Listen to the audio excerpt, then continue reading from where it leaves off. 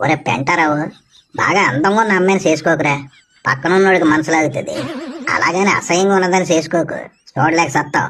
నీకన్నా పొడవుగా ఉన్న అమ్మాయిని కానీ చేసుకున్నావు, మాట్లాడడానికి మెడలు ఇరుకొట్టేస్తే. అలాగని నీకన్నా పొట్టుకున్న దాన్ని కానీ చేసుకున్నావు, దానికి మెడలు ఇరుకొట్టేస్తే నువ్వు హాస్పిటల్ అంటే తిప్పాలా? అదేమిటి పడతాడు ఆ బాధ. లావుగా గుండ్రాయిలాగా ఉన్నదాన్ని కానీ చేసుకున్నావు, బండి టైర్లు పేలిపోతాయి. అలాగని సన్నంగా ఉన్నదాన్ని కానీ చేసుకున్నావు, 40 కన్నా ఫాస్ట్లీ వెళ్ళలేవు, గాలికి ఎగిరిపోతాయి.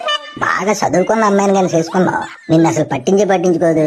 అలాగని చదువురాని ముద్దుని కానీ చేసుకున్నావా, నీ బాధ దానికి అర్థం అవుతుంది. ఎట్రా మాయ, చెప్తుంది అర్థం అవుతుందా?